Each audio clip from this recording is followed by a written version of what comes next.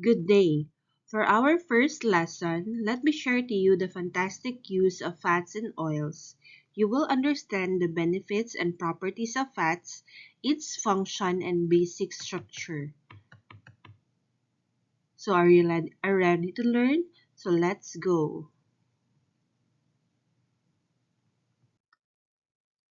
Yes, indeed, no, we must need to learn again or to remember the benefits of our fats.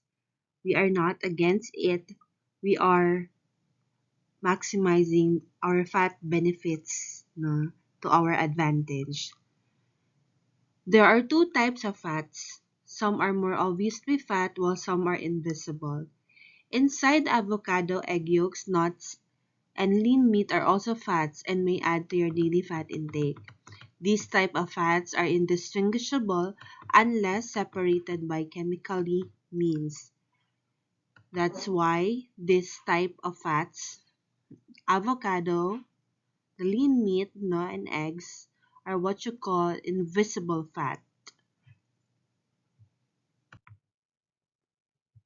Another example of fats are butter, lard, and coconut oil, which are the obviously fat or the visible fats. By definition, butter is an animal fat from milk. It's an oil in water emulsion broken by agitation, continuing no with water and part fat. Lard refers to the rendering of the meat no with the fat, rendering of the fat no, a classic byproduct of chicharron heavily used as a flavor carrier in foods. While coconut oil has lauric acid known to destroy lipid membranes of some viruses. So it has an effect of a functional nutrition.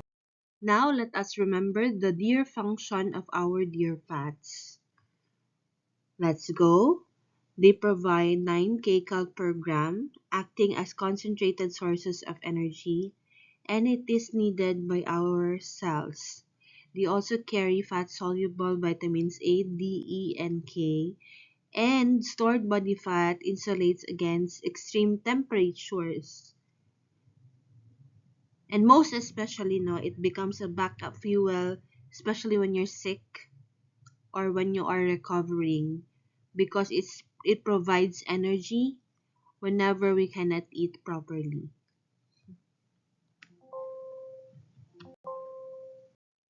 Next, this slide shows you the chemical structure of 3 fatty acids attached to glycerol, making the triglyceride as the basic unit of fat.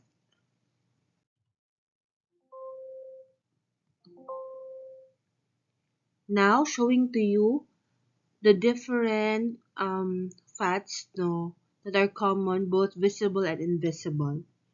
The visible fat, we have cooking oil, butter, margarine, the invisible mayonnaise, cheddar cheese, and the hot dog. Cooking oil is 100% oil, butter, margarine, mayonnaise, part water, part vinegar, part liquid, and part fat. Cheddar cheese hot dog, part water, part protein, part fat. No, so again, no, the table oil, the usual table cooking oil, has the highest content of fats. Now let's go to the physical properties of our fats and oils. We have the melting point. It is the precise temperature at which a solid fat turns into a liquid oil. Number two, we have plasticity, the ability of solid fats to retain their shape, and hydrogenated fats have high plasticity. This is very important no, in culinary, where they want to have stability of the food that they are making. We also have smoke point. It is the temperature in which no there comes a smoke no due to a very high heat. So that's our physical properties. So in layman's no, we don't want that our oil meets the smoke points kasi masusunog siya and it will emit no bad bad odor, bad smell, bad chemicals. Yan. And our oil has the culinary magic of emotion. So oils and water normally no are separate, 'di ba? So it cannot hold together unless no there is an emulsion.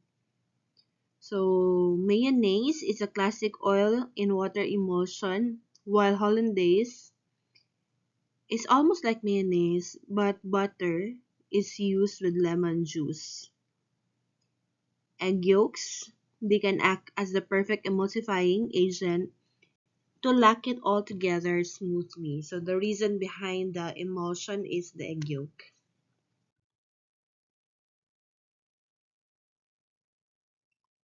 Something to remember also that there are also fat substitutes, no? Example is carb-based, protein-based, and synthetic. Substitute meaning alternative. If you want the mouthfeel of the fat to a product, they can use other alternatives. So it is mainly carbs, but it feels like fat, something like that. So carb-based, carbohydrate-based, made from maltodextrins and modified starches.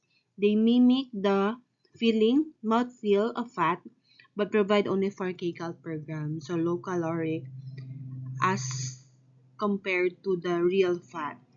Protein-based products like Simplesay create from the microparticulated proteins to simulate creaminess. Also yields a 4 kcal per gram. So it is an alternative to the usual table oils. No, these are called fat substitutes.